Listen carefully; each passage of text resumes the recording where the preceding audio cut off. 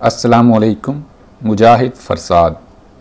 आज का पैगाम, हम परिंदों की तरह हवा में उड़ना और मछली की तरह पानी में तैरना तो सीख चुके हैं, अलबत्ता ये सीखना भी बाकी है कि हमने ज़मीन पर इंसानों की तरह कैसे रहना है।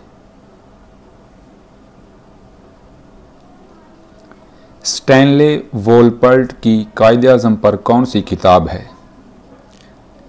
स्टैनले वोलपर्ट की कायदे-आज़म पर जिनाह ऑफ पाकिस्तान किताब है। मशहूर ड्रामा निगार विलियम शेक्सपियर का ताल्लुक़ किस मुल्क से था? विलियम शेक्सपियर का ताल्लुक़ इंग्लैंड से था। उर्दू ज़ुबान में अल्लामा इकबाल की पहली किताब कौन सी है? उर्दू ज़ुबान में अल्लामा इकबाल की पहली किताब इल्मुल इक्तिसाद है। ये ज़हन में रहे कि अगर ये सवाल किया जाए कि उर्दू ज़ुबान में अल्लामा इकबाल की पहली किताब कौन सी है तो वो इल्मुल इक्तिसाद है। अगर ये पूछा जाए कि अल्लामा इकबाल का पहला शेरी मजमुआ कौन सा है तो वो असरार खुदी है। अगर ये सवाल किया जाए कि अल्लामा इकबाल का पहला उर्दू शेरी मजमुआ कौन सा है तो वो बांगे दिरा है। पाकिस्तान में शनाख्ती कार्ड कब मुतारफ़ करवाए गए? शनाख्ती कार्ड 1974 ईस्वी में मुतारफ़ करवाए गए। मुसलमान मुल्कों में से ज़्यादा नोबल इनाम किसने हासिल किए हैं? मुसलमान मुल्कों में सबसे ज़्यादा नोबल इनाम मिस्र ने हासिल किए हैं। हज़रत ज़ैनब बिनते खुज़ैमा रज़ियल्लाहु तआला अन्हा का लक़ब क्या था? इनका लक़ब उम्मुल मसाकीन था। मोहम्मद आसिफ किस खेल का माहिर है? मोहम्मद आसिफ स्नूकर का माहिर है। अक़वाम मुत्तहिदा में पाकिस्तान की नुमाइंदगी किस अदीब ने की थी? अक़वाम मुत्तहिदा में पाकिस्तान की नुमाइंदगी पतरस बुखारी ने की थी। जूडो किस मुल्क का कौमी खेल है? जूडो जापान का कौमी खेल है।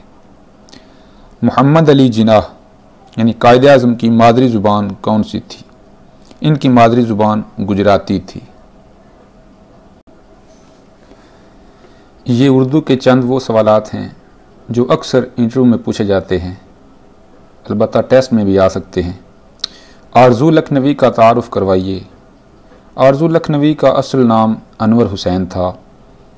आप लखनऊ में पैदा हुए। 12 साल के थे कि सैयद ज़ामिन अली जलाल लखनवी के शागिर्द हुए। उनके कलाम के 3 मजमूए फ़ुगान आरज़ू, जहान आरज़ू और सुरीली बांसुरी शाया हुए। शौकत थानवी आरज़ू लखनवी के बारे में अक्सर कहा करते थे कि वो कानों से बहरे थे मगर सही मानों में बहरुल उलूम थे। आरज़ू लखनवी अपनी किस किताब को खालिस उर्दू कहा करते थे? आरज़ू लखनवी अपने शेरी मजमूए सुरीली बांसुरी को खालिस उर्दू कहा करते थे क्योंकि इसमें फ़ारसी और अरबी का एक लफ्ज़ भी शामिल नहीं। उर्दू के कौन ड्रामा निगार रात भर में एक ड्रामा तख्लीक कर लेते थे? तो ये आगा हशर काश्मीरी हैं जो रात भर में एक ड्रामा तख्लीक कर लेते थे।